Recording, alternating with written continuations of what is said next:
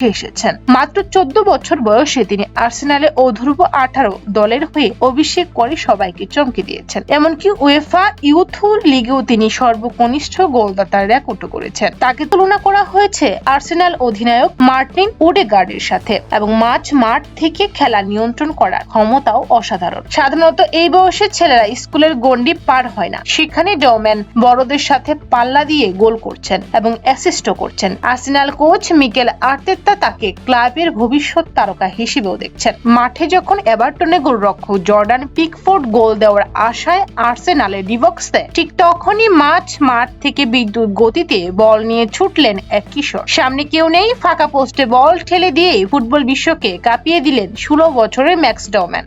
মাত্র 16 বছর 73 দিন বয়সে প্রিমিয়ার লিগে গোল করে তিনি ভেঙে দিয়েছেন 2005 সালের গড়া জেমস ভনের দীর্ঘ 21 বছরের রেকর্ড। শুধু রেকর্ডই নয়, আর্সেনালের হয়ে ইতিহাসের সর্বকনিষ্ঠ গোলদাতাও এখন এই ডওম্যান এবং তার এই অবিশ্বাস্য পারফরম্যান্সে গানাররা 2-0 জয় পেয়েছে এবং শিরোপার দৌড়ে ম্যান সিটিকে 10 পয়েন্টের ব্যবধানে পেছনেও ফেলেছে।